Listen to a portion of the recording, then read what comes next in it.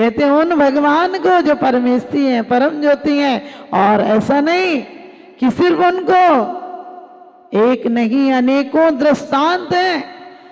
हमारी बीमारियों का भी, कैंसर पर बीमारी पर इलाज नहीं निकला है।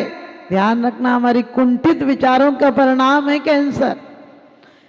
जो हम कहना चाहते हैं और कह नहीं पाते हैं, अंदर अंदर घुलते रहते हैं, वो कहीं ना कहीं ग्रंथियां बन जाती हैं और वो कैंसर हो जाती हैं। और आज नहीं तो कल इन पर विचार किया जाएगा, क्योंकि बहुत सारे वैज्ञानिक इस बात को मानने लगे कि मरने के 6 महीना पहले आभामंडल संकुचित हो जाता है। और यही तो हमारे आचार्य कहते हैं कि जो भक्ति में तल्लीन हो जाता है, जो भक्ति में डूब जाता है, भक्ति भगवान में एक हो जाता है, एक हो जाता है, उनका हो जाता है, अहंकार को खो देता है, उसका आभामंडल आज की तारीख में भी इतना सशक्त हो जाता है कि हर किसी भी प्रकार की बीमारी हो, आप 2 घंटे तल्लीनता से भक्ति कीजिए, कोई ऐसी दुनिया की बीमारी नहीं जो आपको ठीक न कर दे। कोई ऐसी शक्ति नहीं है जो आपको बाधक बन जाए। तो हम क्या कहते हैं, इसी भक्ति के माध्यम से लोग कहते हैं पार्श्वनाथ भगवान ने नमोकार मंत्र सुनाया तो नाग नागिनी क्या बन गए, धर्णेन्द्र पद्मावती बन गए। हमने कि उनने अधजलों को सुनाया था, तुम अपने अधपलों को सुना लिया करो। बच्चों को सोते टाइम, सुलाते टाइम नियम ले लो कि जब बच्चे को कम से कम गोदी में लो तो 9 बार नमोकार मंत्र पढ़कर हाथ की थपकी दो। तुम्हारे हाथ की ऊर्जा बच्चे को सशक्त कर देगी, उसके हृदय को मजबूत कर देगी, उसे कभी बीमारियों का शिकार नहीं होने देगी। खुद मनोरंजन में सो जाते हो, बच्चे को बोले टीवी खोल दो तो सोता रहता है। ध्यान रखना, टीवी की औलाद हो जाएगा, तुम्हारी औलाद नहीं रहेगा।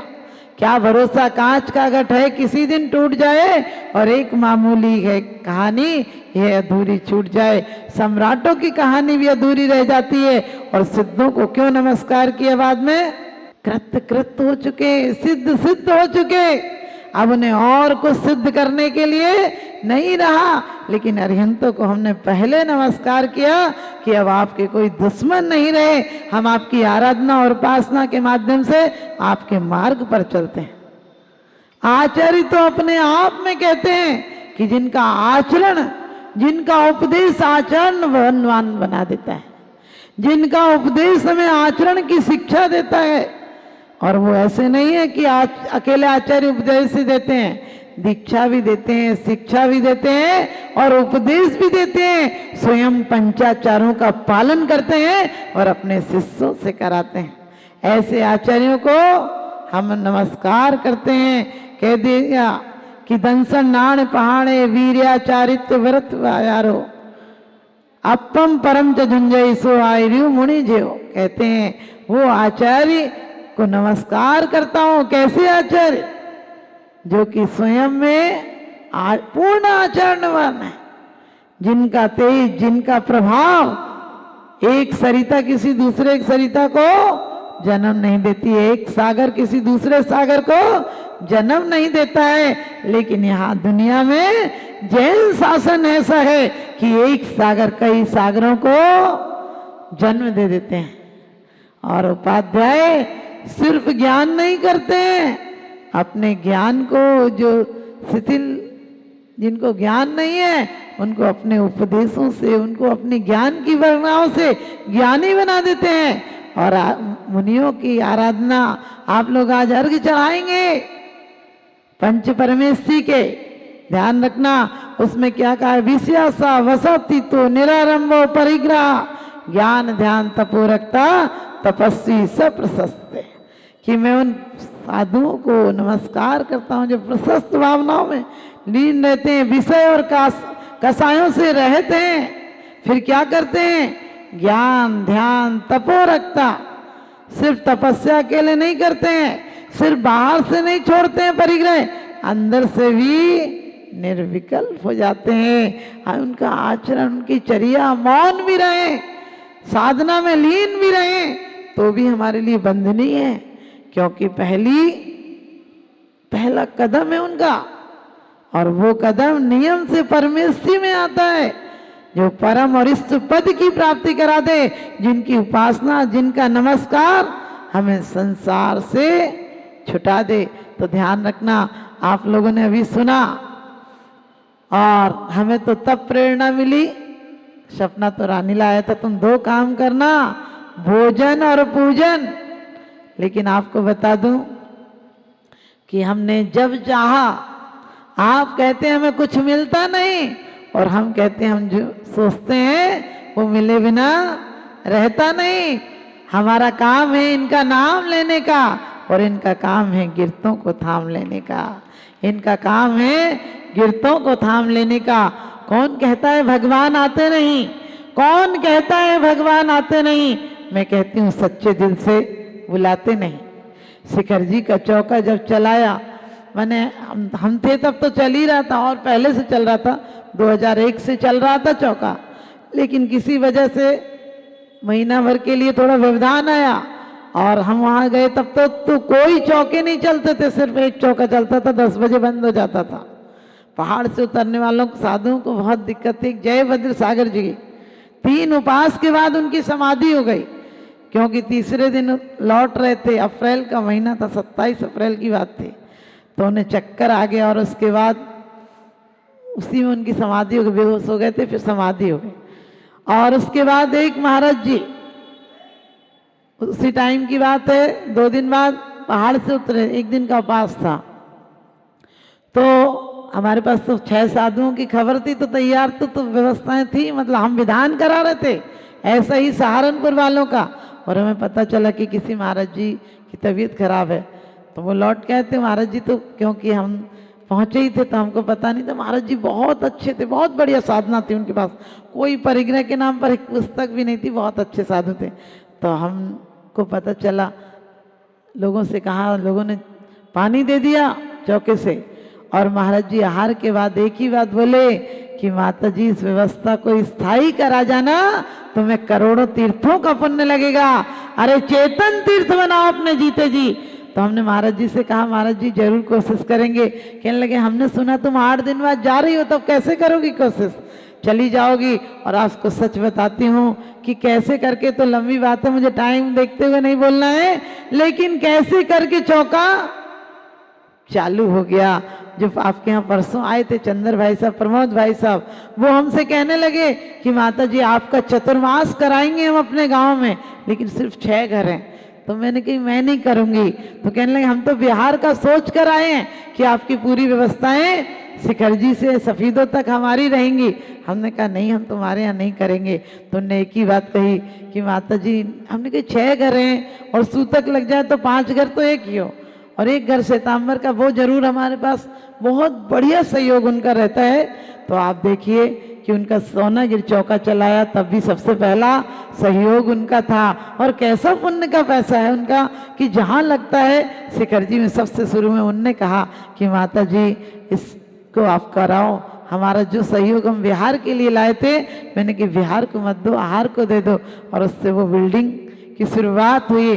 और आज 22 साधु, 23 साधु, 24 साधु, और एक बार तो 2 साल पहले जब विराट सागर जी आए थे, उस दिन 25 साधुओं का आहार हुआ था और 70 त्यागियों का। क्योंकि श्रावक के लिए तो कहा है, मुनि को भोजन दे फेर ही निज करे आहारा। बिना आहार निकाले खा मत लेना, क्योंकि पुण्य की जड़ पाताल और पाप की जड़ अस्पताल। ऊपर वाला देता है तो छप्पर फाड़ कर देता है, और लेता है तो चमड़ी भी उतार लेता है। तो ध्यान रखना, अपने घर से ये नहीं कि मैं कहूँ कि सिर्फ वहीं, जब भी साधु आए और नहीं तो बिना निकाले तो खाना नहीं। कुंद कुंद स्वामी की रेण सार की गाथाएं देखना कि इच्छन फलम न लभ, यदि तुम ले आओगे तो भोग नहीं सकते हो। तुम्हारे घर में लड़ाई कलह कुछ ना कुछ ऐसा होगा, बीमारी आदि, कि यदि तुमने निर्माल, ये नहीं है जो निर्माल चढ़ा देते हो, जो तुम्हारे घर पर है और वो यदि त्यागी वृत्तियों को नहीं निकल रहा है, पूजन आराधना आप लोग बहुत अच्छे हैं, आप लोग विधान में बैठे हैं, और ये नहीं, देव पूजा भी प्रमुख कर्तव्य है, देव पूजा में भी भरपूर शक्ति देना, जब शक्ति हो तब देव पूजा के लिए द्रव्य निकालना, प्रतिदिन द्रव्य निकालना, लेकिन दो ही काम करना, देव पूजा और, क्योंकि कह दिया जिन पूजा मुनि दाना, दो मुख्य कर्तव्य हैं, तो मुनि दान बिना भी। और आपको उसके बाद तो ऐसी सी घटनाएं, कभी भी कहीं भी विहार होते हैं, गुरुवाणी माता जी हैं, उनके हमारे दिल्ली आश्रम में आज तक 6 चतुर्मास हो चुके हैं, और जब भी कहीं किसी साधु के चतुर्मास नहीं हो रहे हो, शिखर जी में भी 2 चतुर्मास हुए, और जहीं कहीं चतुर्मास नहीं होते हैं, हमारे पास एक दिन पहले खबर आ जाए और उनका इतनी दूरी हो कि हम बुला सकें, तो दूसरे दिन भी स्थापना करा देते हैं। तो भगवान मुझे शक्ति दे कि हम हमेशा इस काम को जब तक जियो तब तक चलता रहे, लेकिन मुझे ये लगता है कि मेरे बाद में भी ये काम टूटने नहीं चाहिए। तो जो लोग भी, अभी नरेश भाई साहब ने कहा कि जो लोग भी चाहते हैं, कोई फर्क नहीं पड़ता है, जितना आप सोचोगे महीने में भी निकालना, तो जिसके पास है उसे निकालना चाहिए, द्रव्य दान नहीं खाना चाहिए।